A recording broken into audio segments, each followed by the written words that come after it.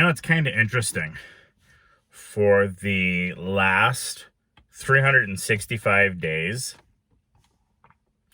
Australia has been the country that has been watching my channels the most. I didn't know that. That's kind of interesting that it goes Australia and then the United States. I thought that it would have been the other way around. I want to thank everyone out there that's watching my channel out there in Australia. Hopefully you guys are enjoying the content. And I thank you so much for your guys' support. I thank everyone for their support. I thank everyone for watching and helping my channel grow and helping it build up. But I just thought that was kind of an interesting little tidbit. Anyway, today we are on Tom Swift and his submarine boat, and we are on chapter XIII, or chapter 13. It's off for the treasure. So if you remember right, we left off with them sitting on the bottom of the ocean for hours and not being able to rise the boat. Let's go ahead and find out how they get out. Suddenly, Tom, after a moment's pause, seized a wrench and began loosening some nuts. "What are you doing?" asked his father faintly, for he was being weakened by the ventilated atmosphere. "I'm going to take this valve apart," replied his son. "We haven't looked there for the trouble. Maybe it's out of order." He attacked the valve with energy, but his hands soon lagged. The lack of oxygen was telling on him. He could no longer work quickly. "I'll help," murmured Mr. Sharp thickly. He took a wrench, but no sooner had he loosened one nut than he toppled over. "I'm all in," he murmured feebly. "Is he dead?" cried Mr. Damien, himself gasping. "No, only fainted. But he soon will be dead, and so will all of us if we don't get fresh air," remarked Captain Weston. "Lie down on the floor, everyone. There is a fairly good air there. It's heavier than the air we've breathed, so we can exist on it a little longer."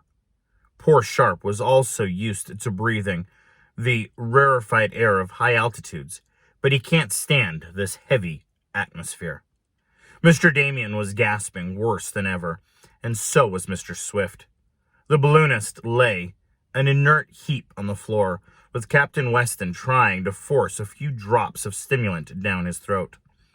With a fierce determination in his heart, but with fingers that almost refused to do his bidding, Tom once more sought to open the big valve. He felt sure the trouble was located there, as they had tried to locate it every other place without avail. "I'll help," said Mr. Jackson in a whisper. He too was hardly able to move. More and more devoid of oxygen grew the air. It gave Tom a sense as if his head was filled and ready to burst with every breath he drew. Still, he struggled to loosen the nuts. There were but 4 more now, and he took off 3, while Mr. Jackson removed 1. The young inventor lifted off the valve cover, though it felt like a ton weight to him. He gave a glance inside. "Here's the trouble," he murmured. "The valve's clogged. No wonder it wouldn't work. The pumps couldn't force the water out." It was the work of only a minute to adjust the valve. Then Tom and the engineer managed to get the cover back on. How they inserted the bolts and screwed the nuts in place they never could remember clearly afterward.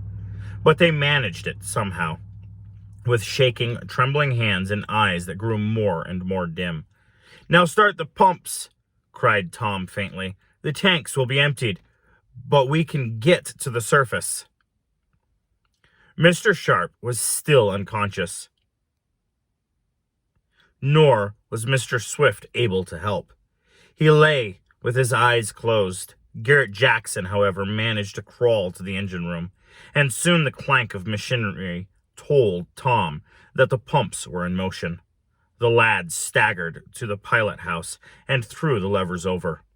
An instant later, there was the hissing of water as it rushed from the ballast tanks.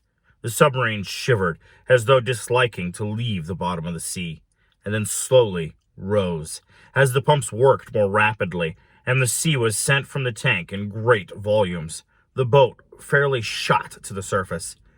Tom was ready to open the conning tower and let in fresh air as soon as the top was above the surface. With a bound, the Advance reached the top. Tom frantically worked the worm gear that opened the tower. In rushed the fresh air, giving life, and the treasure hunters filled their lungs with it. And it was only just in time, for Mr. Sharp was almost gone. He quickly revived, as did the others, when they could breathe as much as they wished of the glorious oxygen. "That was a close call," commented Mr. Swift. "We'll not go below again until I have provided for all emergencies. I should have seen to the air tanks and the expanding one before going below. We'll sail home on the surface now." The submarine was put about and headed for her dock. On the way, she passed a small steamer, and the passengers looked down in wonder at the strange craft. When the Advance reached the secluded creek where she had been launched, her passengers had fully recovered from their terrible experience, though the nerves of Mr. Swift and Mr. Damien were not at ease for some days thereafter. "I should never have made a submerged test without making sure that we had a reserve supply of air," remarked the aged inventor. "I will not be caught that way again, but I can't understand how the pump valve got out of order." "Maybe someone tampered with it," suggested Mr. Damien. "Could Andy Fogger, any of the Happy Harry gang, or the rival gold seekers have done it?" "I hardly think so," answered Tom. "The place has been too carefully guarded since Berg and Andy once sneaked in. I think it was just an accident, but I have thought of a plan whereby such accidents can be avoided in the future. It needs a simple device." "Better patent it," suggested Mr. Sharp with a smile. "Maybe I will," replied the young inventor. "But not now. We haven't time. If we intended to get fitted out for our trip." "No. I should say the sooner we started, the better," remarked Captain Weston. "That is, if you don't mind me speaking about it," he added gently, and the others smiled, for his difficult comments were only a matter of habit.